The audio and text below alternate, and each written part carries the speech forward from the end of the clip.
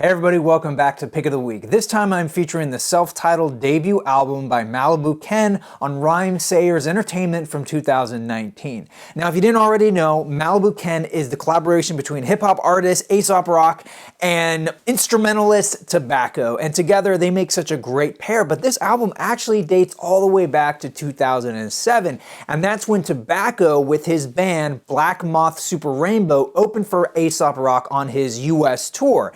And that's where the two men met, and they talked about collaborating, and that came to fruition in 2008 with Tobacco's debut. Now, they only did one track together, and they talked about doing something together for years, and it wasn't until 2015 or around 2016 that they actually started to get things into motion, and finally we have this record. Now, it did come out in January, so I'm a little late to the game, but still, if you haven't heard it yet, this is such a treat. Both of these guys they're masters in their own craft. Aesop Rock, without a doubt, has the largest vocabulary out of any living hip-hop artist, and so he has this amazing ability to just have this stream of consciousness rhymes, and it's almost too much for me to handle in a way that I can comprehend what he's saying, because it's just a fervor of rhymes that is, oh my goodness, just if you love poetry, I don't understand how you couldn't love Aesop Rock. It's just, I mean, I could just hear him rap about anything and I would enjoy it. Even if it was Shakespeare, I would love to hear him do some Shakespeare. Now, Tobacco, on the other hand, I've really enjoyed his music through the years, and it's very sparse. At times it can be very distorted. Dark is a great term for it, and it tends to be more in the hip hop beat range. So the pair of them together it's a perfect match, because Tobacco tends to be a little bit more sparse, a little more atmospheric, a lot more synths, and a little more staccato in the beats, and it gives such a great playground for a lyricist, for a rapper like Aesop Rock to play around in. Such a great sandbox. Now, I gotta be honest, I have a really hard time comprehending everything that Aesop Rock is saying. Honestly, I don't know what most of these songs are about, but I can tell you this, is that I love everything about it. I love what he's singing about. Overall, it's the sum of its parts. You know what I mean? That's what makes all these songs so great. And yes, there is an included lyric sheet that you can read along with, but even I have a hard time keeping up. I am just appreciative to maybe get a tenth of what he is rapping about. So, if you're a fan of Aesop Rock, you're gonna really enjoy this album. So let's break this record down track by track, starting with Corn Maze. And this is a great introduction to the album. It kind of gets your feet wet, and it really lets you know what this whole record is about. It's just a wonderful blend of Tobacco's beats with Aesop Rock's just amazing gift of rhymes. And again, I can't really go into what this song means, but oh man, I just enjoy it. The phone ping from a pillow fort in a corn maze. I don't have a horse in your war game. Track 2 is Tuesday, which is, now that I think about it, perfect placement. 2 for Tuesday, you know what I mean? Anyway, so this track, I really enjoy it because for the music here, I feel like Tobacco shines a lot more here. I get to hear more of his signature sound on this track. Black mold bathtub, homie, it's a Tuesday. And one of my favorite lines is Aesop Rock is rapping about houseplants and how hard they are to take care of, and how it's almost better if he goes away and leaves his apartment for a while, because when he comes back, the plants are thriving. So I love that. I can't even keep a cactus alive when I'm present. When I'm gone, it's a groundbreaking botanical epic. All right, moving on to track 3, we have Save Our Ship. And as much as I can gather, I think he's rapping about sort of just everything that's wrong with the world, and how the news just is this constant dump of everything to be afraid of and to worry about, and just how it's kind of oppressing, and I really resonate with this song, and especially those lyrics that I can pick out, because as I get older I find I'm reading the news more and just getting more and more frustrated and depressed. And so hearing someone else kind of dealing with the same stuff, it makes me feel less alone and just like, yeah, this guy gets it. This news, clips in a shifty, crippled and misused, pigs in abuse, stick move, face down folk, recycle as fist food, all this snooze. Up next we have Sword Box, and this one has a great instrumental opening by Tobacco.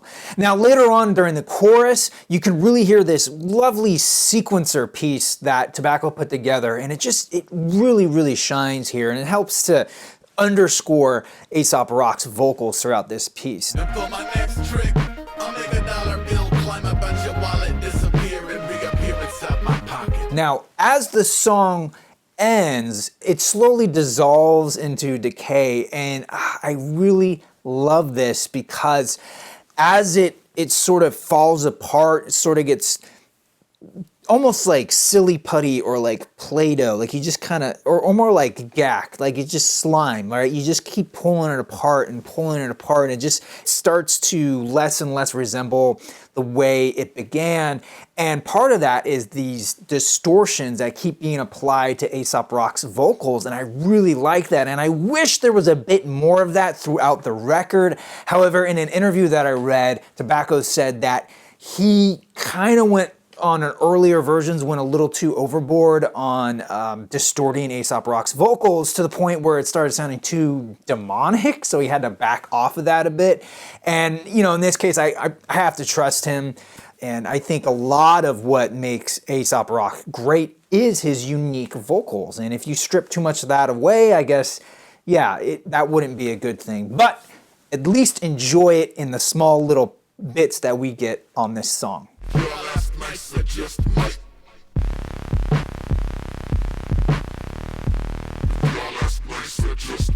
Closing out side A, we have Dog Years.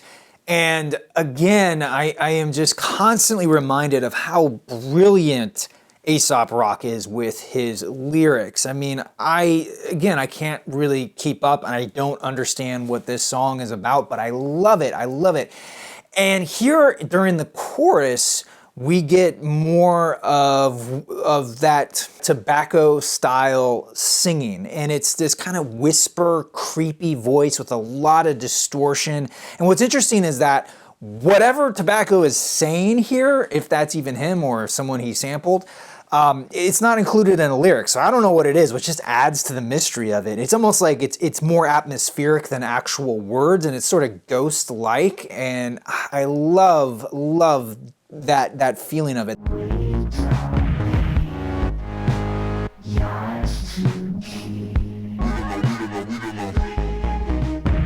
Opening up side B, we have Acid King, and this is the one song that is very story driven, and it's probably the one I can most understand because of that. And this is Aesop Rock rapping about a true life murder that happened in 1984 about this kid, Ricky Queso. Now, I had never heard of this story, but I guess it's pretty well known. I was about 2 years old when this happened, so that's probably why I don't really remember it, but they're still talking about it today. In fact, a book came out about the whole incident in 2018, so apparently this has still resonated over the years, and Aesop Rock does a much better way of telling the story than I can, but basically it's about some kids who went out into the forest, took some acid, and ended up killing another kid, and it's very, very sad, but the way that Aesop Rock tells it, it's so captivating, and he paints such a riveting story about it, and it really makes me wonder the inspiration behind this song. I really don't know, but what really makes this work is Tobacco's contributions, because he adds these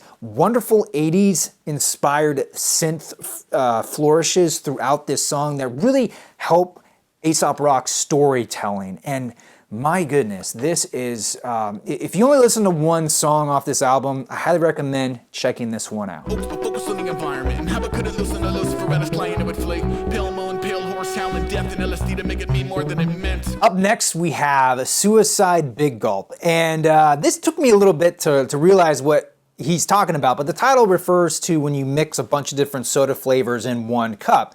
And I remember doing that all the time, and I remember there was a certain combination at Round Table Pizza that you could get a bubblegum flavor. I don't remember calling it suicide, but I don't really remember what we called it, so we might have called it suicide. But anyway, again, the stream of consciousness rhymes that Aesop Rock does, I really can't tell you what this song is about, but I really enjoy Tobacco's beats on here. It's a little bit more up-tempo than some of the previous songs, and it's got these really fun hand claps throughout, which I think help to play off the idea of going to a 7-Eleven and getting a Suicide Big Gulp. But again, Aesop Rock's stream of consciousness style is just, it's unbelievable. What can I say? Nobody sage on black plague, rail guns, cash, cigarette snakes coiled up in a bass drum.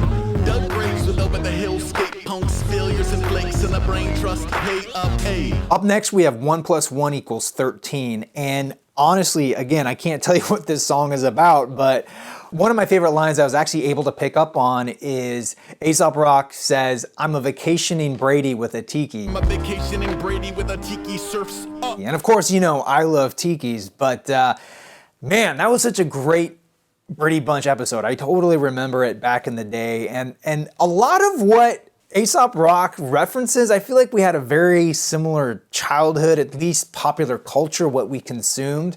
So there's bits and pieces that just jump out at me, but as a whole, I don't really know, but I know I really enjoy it. Now, on the music end, Tobacco does these really great distorted synths throughout that, so good. We load our bows, we close our eyes.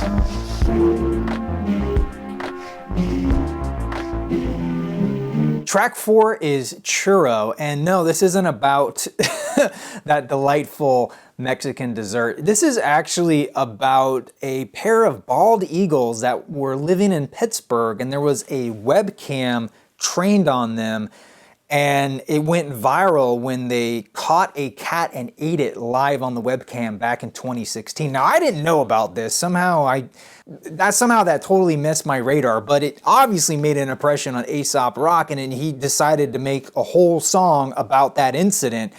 And this just proves that he can rap about anything and make it sound interesting, because I was totally captivated by this song and fascinated enough to go look up this incident to see if this was true, and sure enough, it really did occur.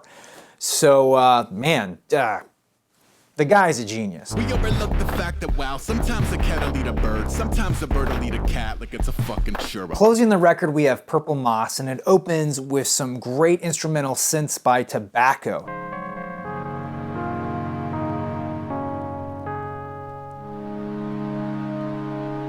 And throughout this song, I love this sort of down-tempo feel that it has. It's not depressing, but it's got a great groove to it. And when the chorus hits, we have this lovely, I would call it almost a vocal trade-off between Aesop Rock and Tobacco. Empire builder. Live from an empire builder. And it makes such a great ebb and flow between the two vocalists. In fact, it really reminds me of sort of that gentle lapping of a lake against a boat hull. I don't know, that's kind of a strange imagery, but you know, if you're in a boat in a calm lake, there's just kind of this sort of gentle undulation of the water, and it's just sort of laps against the hull of the boat. And it's very nebulous, but it's also got some solidness to it. Like you wouldn't necessarily fall through it, but you could definitely float on it, as Aesop Rock's vocals do. All right, so let's talk about the packaging. On the cover, we have some fantastic, grotesque art done by artist Gun Show, and it's a die-cut cover, which is so cool. Opening up, you get this almost like his face got ripped off. Kind of reminds me of They Live, the aliens in that. Look at those teeth too, rotten to the core. And on the back there, you get the back of the head, the track listings and legal stuff and a barcode. Love this art, by the way. Has a very unique, distinct style gun show. Kind of reminds me a little bit of Mad Magazine meets Garbage Pail Kids. On the inside, we get some feelies, including this lyric sheet with a reprint of the front cover logo right there, lyrics on the inside, and some credits on the back. And this also came with your very own mask that you can punch out, and it even comes with the string, the elastic string that you can wear around your face. I love this attention to detail. It actually reminds me a little bit of what Run the Jewels does with their feelies and their records.